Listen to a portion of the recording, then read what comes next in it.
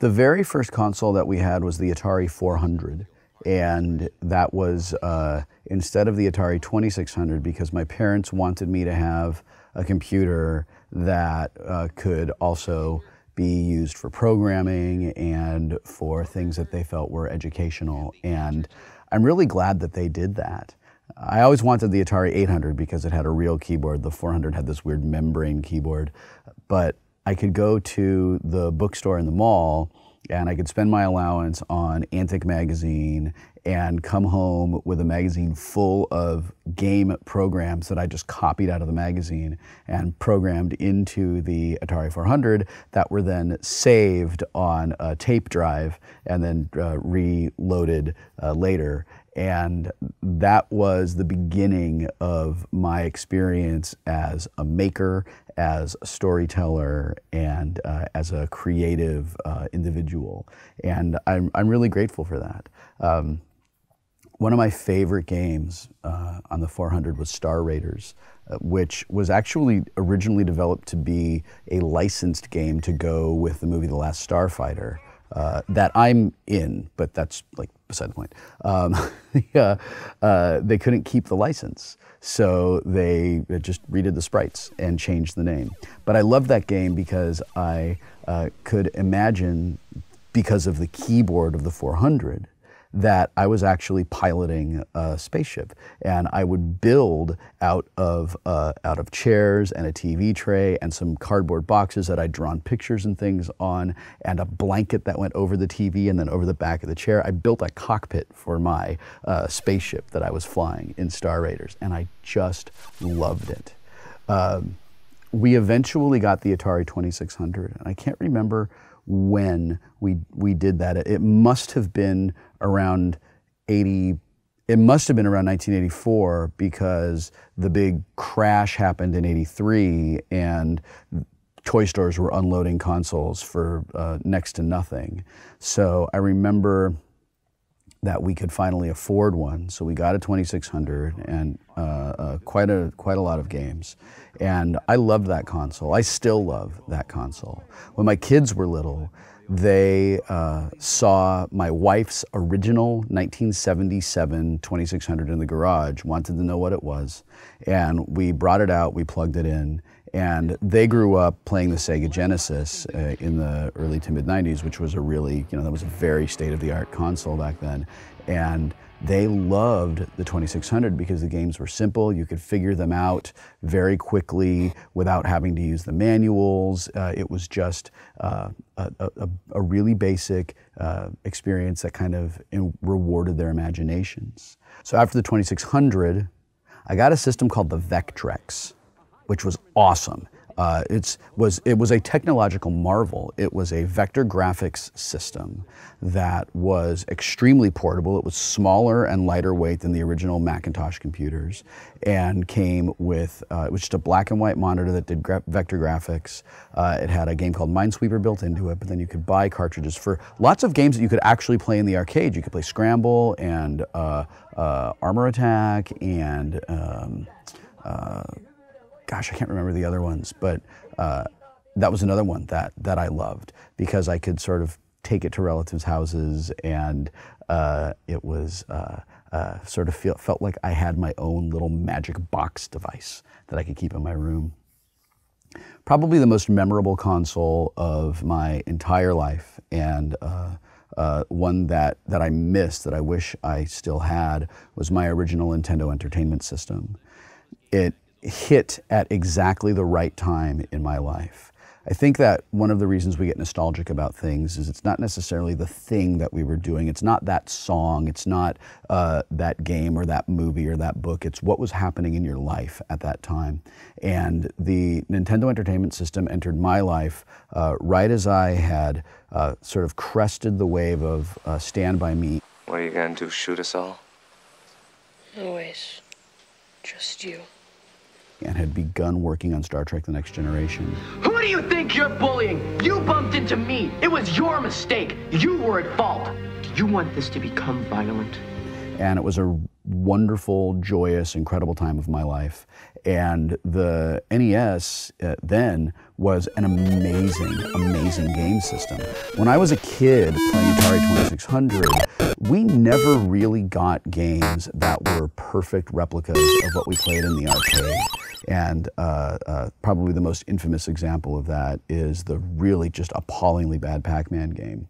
And I knew a kid who had ColecoVision, and ColecoVision basically played Donkey Kong and Burger Time and Venture and Turbo, and it was perfect and it was amazing.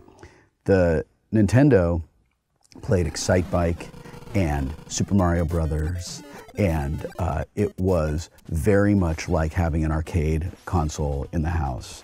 And my little brother and I played Legend of Zelda and Metroid one summer, and I remember we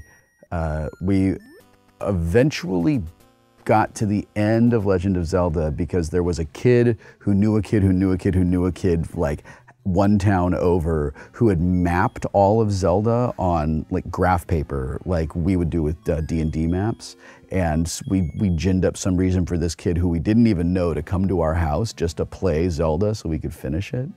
And then my brother and I remember staying up all night long listening to Journey's Escape on a cassette, just playing backwards and forth, like just over and over and over again, auto-reversing all night long while we worked together to beat Metroid. And we had to use the strategy guide to beat Metroid because there was so much going on in that game. But it was such an incredible experience for us. And the reason we had that Nintendo was we entered a contest together, the two of us, and it was like a fundraiser thing for I don't remember, it was for a charity, and we were invited to go to this thing where we could play Super Mario Brothers, and whoever got the high score in Super Mario Brothers was going to win a full-on NES system with Rob the Robot and the light gun and like 26 games or something like that. Whoever finished second was going to win a color TV. So my brother and I knew how to do the turtle trick from Super Mario Brothers. And we did that just to rack up ridiculous amounts of points and then go all the way through the game and just kill it. And I came in first, Jeremy came in second, and we got the NES and we got the television. And that will forever be my favorite console because it's a thing that we did together, and it is from an absolutely perfect time in our lives. I got the Sega Master System after that, and I remember not being particularly impressed with it. I don't really remember why. I just remember thinking, this is not doing it for me. The Sega Genesis was an entirely different thing. Sega Genesis was to my experience in college as the Nintendo was to my experience in high school. And I remember when the movie Swingers came out, seeing them play NHL hockey on the Genesis, like, come over, we're going to play hockey, and turning to my friend Dave and saying, they made a movie about us, because that is what we did. When Chris Hardwick and I lived together in college, we would have golf tournaments on PGA Tour Golf with the Sega Genesis. And they were great, fantastic consoles. Really did not like the Sega CD. I was really disappointed with the Sega CD. Hey! You still don't have a Sega CD? What are you waiting for, Nintendo to make one? You have seen the games, right?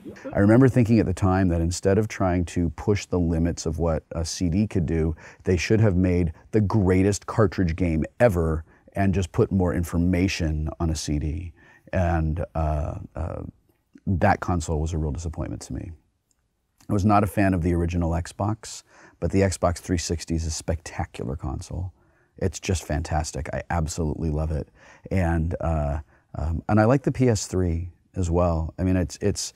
I think that they're effectively kind of the same, but Xbox has a vastly superior online multiplayer experience. The network is more solid, and I just like it more. Not really interested in the holy wars about which one is better. And of course, no discussion of classic games, I think, would be complete without the Nintendo Game Boy. I grew up in a world and came of age at a time when the Nintendo Game Boy was state of the art, and you may as well have had a fusion reactor in your pocket for the magic that was the Game Boy. I have played thousands of hours of Tetris on the Game Boy, and that was how I spent almost all of my high school years. I had all these ridiculous accessories, like magnifying screens that had lights built into them so I could play in the backseat of the car when my parents were driving us places, and external battery packs. And I was on a series at the time, so I could afford to get 2 Game Boys, so my friends and I would play head-to-head Tetris all the time. I mean, it's amazing that our entire generation doesn't have carpal tunnel syndrome in our thumbs from playing the Game Boy. Carpal tunnel! It's... Oh, Jesus, he's got it bad! Quick, we need Ben Gang! The Nintendo DS is an absolutely wonderful modern-day successor to the Game Boy. I'm crazy about it. I play the hell out of mine. I have probably put about half as many hours into Mario Kart as I put into Tetris, and that's only because I haven't had it as long. But the Game Boy, I think, is going to be remembered by history as a fundamental turning point in what the home video game experience was like for people.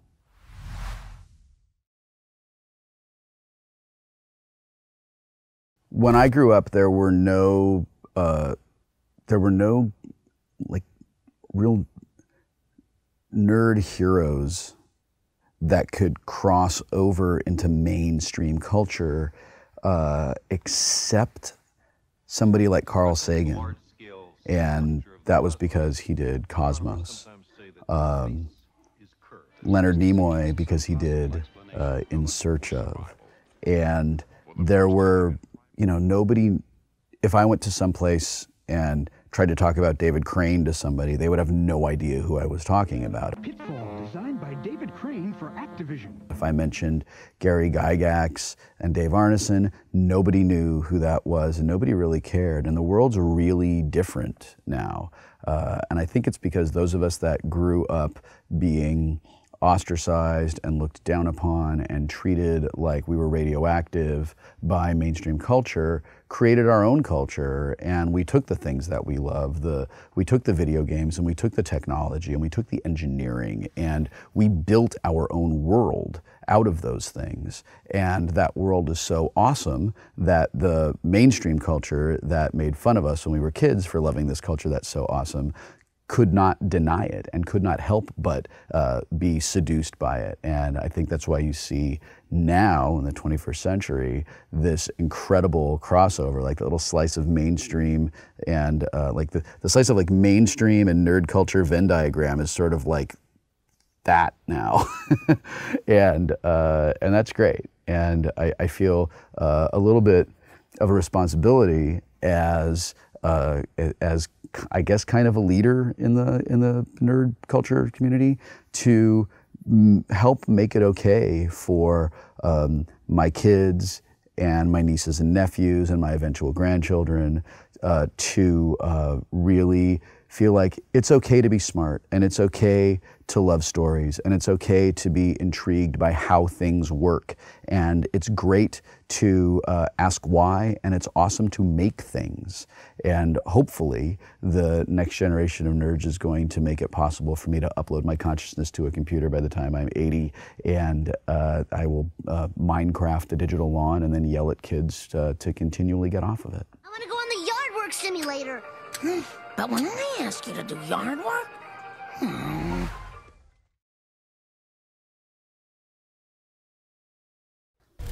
I missed the entire Apple II and Commodore 64 track of home computers when I was a kid, just because we couldn't afford them.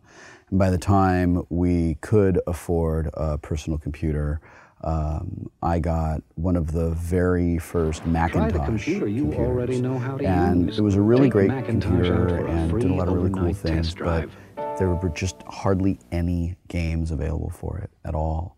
And I remember going to one of the computer software stores in a strip mall somewhere and seeing Deja Vu from Mindscape. And I picked that up. I was so excited that there was a game for my computer. And it was a point-and-click puzzle adventure game that it introduced this element of being able to destroy items, and if you destroyed an item that you actually needed later in the game, you would destroy it and have no idea for the next however many hours that you're playing the game that it was going to be impossible for you to finish it. And that represented a real change in video games for me. It made the world persistent and it made the world real. And Mindscape did Shadowgate and Uninvited, and they were just great games. There was hardly any animation in them at all. There was no music. It was just really beautiful graphics for the time and for what the Macintosh was capable of doing back then, and just grayscale, and really compelling storytelling and puzzle solving. And it engaged my intellect. It wasn't about how fast can I move the guy around when I'm playing Mega Mania, and it wasn't about how dexterous can I be when I'm playing Warlords. It was about how can I solve this puzzle. And it encouraged me to develop lateral thinking skills and to look at problems from as many different directions as possible. That led me to the interactive fiction titles from Infocom. And that was a huge, massive, fundamental turning point in my life. I already loved to read, and I loved science fiction, and I loved fantasy. And I was probably 13 or 14 when I got the Lurking Horror for my Macintosh. And this is just text. The whole thing takes place in your imagination. And I would stay up this one summer, and I think it was the summer that I turned 15, which would have been 1986. I stayed up all night on many occasions playing through Lurking Horror, completely losing myself in that world. And that experience is something I draw on now as a writer and as a storyteller, and it helps me as an actor as well. I can create backstories, and I can create worlds and relationships for the characters that I am called upon to play, and then also for the characters and stories that I write, because a huge part of my entertainment and my video game experience and my escape from the real world was about using my imagination. And that is like a prime attribute, core skill for actors and writers.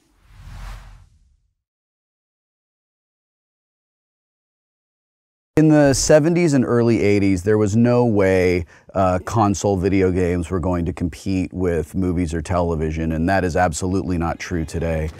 There are video games that have the exact same narrative impact and depth of storytelling and budgets that $100 million films have. In fact, recently I had some time to myself in my house, and I do this thing about once a year where I rewatch the Lord of the Rings trilogy, and I just go coast to coast on it over a weekend, and by the end of the thing I sort of look and feel like Howard Hughes.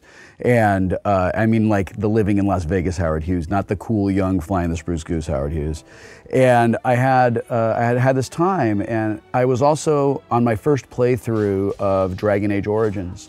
And rather than watch Lord of the Rings, where I'm just a passive observer, I spent the same amount of time, roughly 30 hours, playing Dragon Age Origins, because it gave me an opportunity to affect the story and be an active participant in the narrative decisions and in the action and in the character development, rather than a movie where I'm just sort of doing what the director tells me to do. You shall be the Fellowship of the Ring. Right. Where are we going?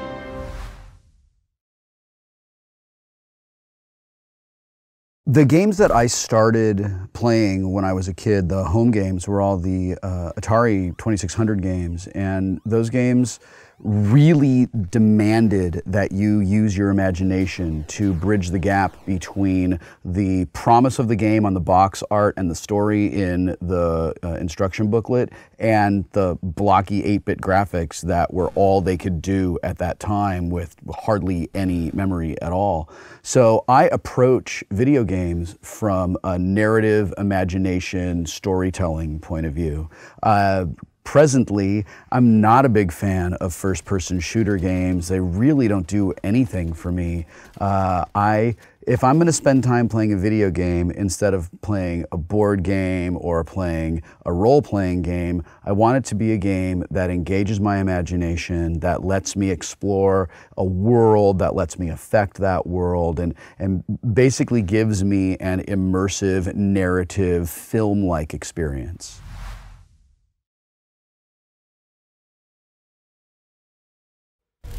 Most video games are really focused on the hero's journey, and they're all about the player and what the player is doing. There are movies that can kind of be about an idea, and there are comic books that are sort of about a team, but video games, especially narrative video game stories like the Grand Theft Auto series or anything in the Final Fantasy series, like these are all about decisions that the player makes. And we have seen over the last several years with the Mass Effect trilogy and with and going back to like the Baldur's Gate, Icewind Dale series of games, that there is this real need from the player to control the destiny of someone and explore what it's like. I mean, can you imagine if you were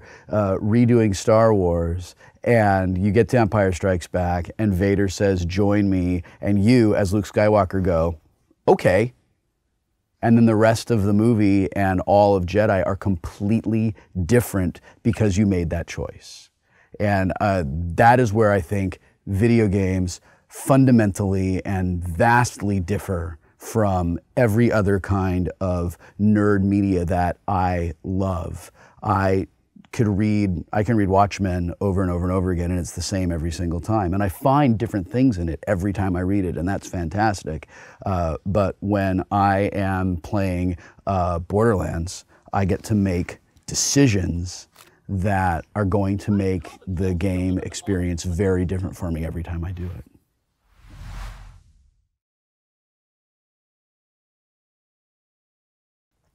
There's a real debate right now about single player versus multiplayer experience, and you have two types of players. There are players who want to compete head-to-head with other human beings, and they sort of keep score in a ladder ranking system, and that's really important to them.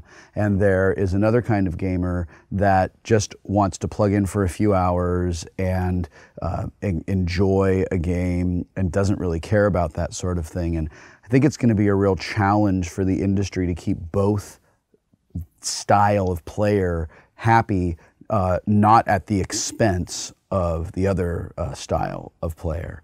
And this is really interesting to me because as recently as 3 years ago, there was this debate about casual games, puzzle games, versus really hardcore head-to-head fighting games. And back then, I thought it was a really stupid argument. I think it's as stupid as the, what computer do you use debate. You play what you like, and one person's enjoyment of one style of game should not affect another person's enjoyment of a completely different style of game. And it is my hope that the industry is going to continue doing single-player, multiplayer experiences. And if the big publishers and the big AAA titles are not doing that, we will have the indie developers step in like they have been doing for the last several years and filling that gap and serving whoever the big mainstream, huge, multi-million dollar publishers are not serving.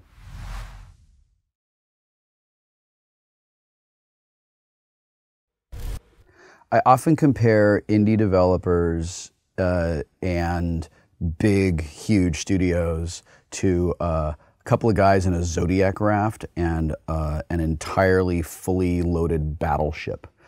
Each one has its own strengths, and I think where the indie guys literally and figuratively run circles around the big publishers is that they're a lot more mobile. They don't have to make as many complicated boardroom-based decisions. They can focus on the kind of game that they want to make, and because of things like Steam, they can take their game, make it awesome, and then get it directly to players who then spread the existence of their game because they love it so much that they're telling other people about it, they're sharing it on forums, they're giving it to their friend lists, and they don't really need to make that investment of ridiculous amounts of money on advertising and marketing like a big AAA publisher does. I think a really good example is this game that I really love called Torchlight. And Torchlight is essentially Diablo. It's the exact same ideas. It's built by a lot of the original Diablo developers. Blizzard did not do a Diablo game for so long, and people were just clamoring for something new. And this indie development team left Blizzard and said, yeah, great, we can do that. And they made their own Diablo-like game, and it's amazing and really fun. And I played through Diablo 3, and I loved it the first time. I was sort of frustrated with it the second time, and we're at a point now where that game is about shopping in the auction house, and it isn't fun at all. And Torchlight is still great because it is exactly the small adventure experience that sort of like roguelike with better graphics experience that I loved from Diablo 1 and Diablo 2. And you know, Blizzard has shareholders and they have a huge infrastructure to support. So they have to make decisions that make those people happy and keep that infrastructure alive. A little studio like the guys making Torchlight, they don't really have to do that. They can just do what they want. Another really great game is called Limbo. And Limbo is a game that's black and white puzzle platformer game, and it's dark and kind of moody and the sort of thing that I really think would not have gotten made 10 years ago, but because it can be produced by a small independent studio and they can distribute it directly to customers, their overhead is low and they don't have to worry about going through that chain of executives who want to make you know, little tiny changes to everything for the sake of making little tiny changes to everything. So I think you're seeing indie game developers with the same purity of vision as independent filmmakers, probably in the height of independent filmmaking, which I would say was probably around 1993, 94.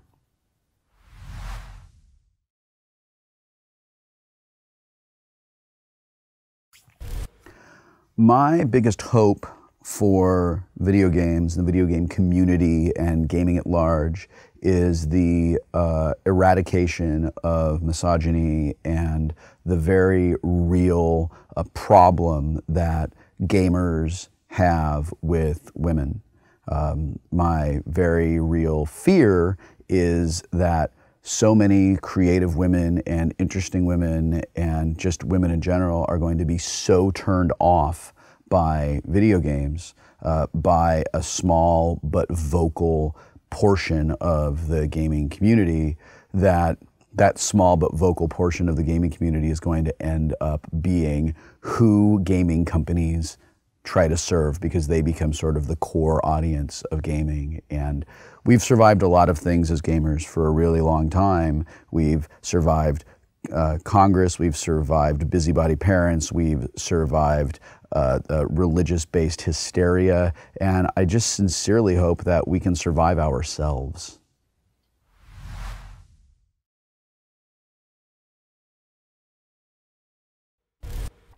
I've always believed in patronage of the arts, and I really love it when a creative person can just focus on being creative and doesn't have to focus on business and doesn't really have to focus on pleasing a board of directors or giving shareholders a return on their investment. And being able to crowdfund something after you have a proven track record as being a person who can deliver something great, I think is fantastic. I'm so excited for Double Fine, and I contributed to their Kickstarter immediately when that became possible. Even though I knew it was going to overfund, there was no doubt about that in my mind at all. I contributed to Steve Jackson Games' giant big box ogre thing, which isn't a video game but is a tabletop game that sort of plays like a video game. And I think it's great.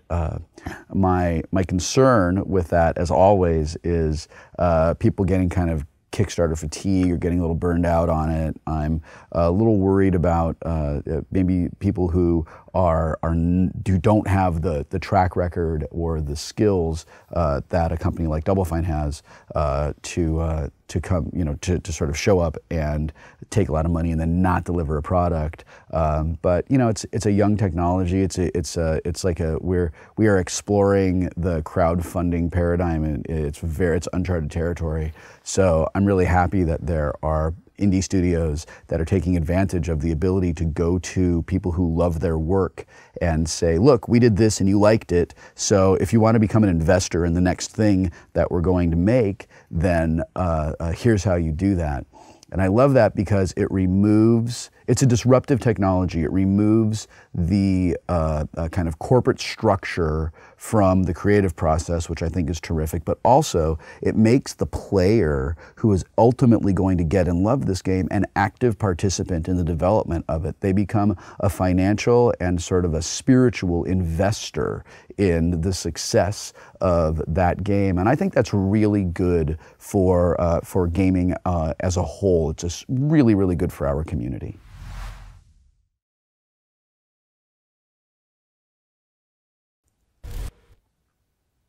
I guess for me, being from kind of the middle of Generation X, it's got to be Nolan Bushnell, because I grew up with his consoles and I grew up going to Chuck E. Cheese. And that was a huge, huge, huge part of my life. I think if we were being historically accurate, we would go back to the Spacewar guys at MIT. We would go back to Al Alcorn programming Pong on an oscilloscope. But I think Nolan Bushnell is the guy that brought that into our homes and made video games as much a part of our popular culture as books and comics and TV and movies.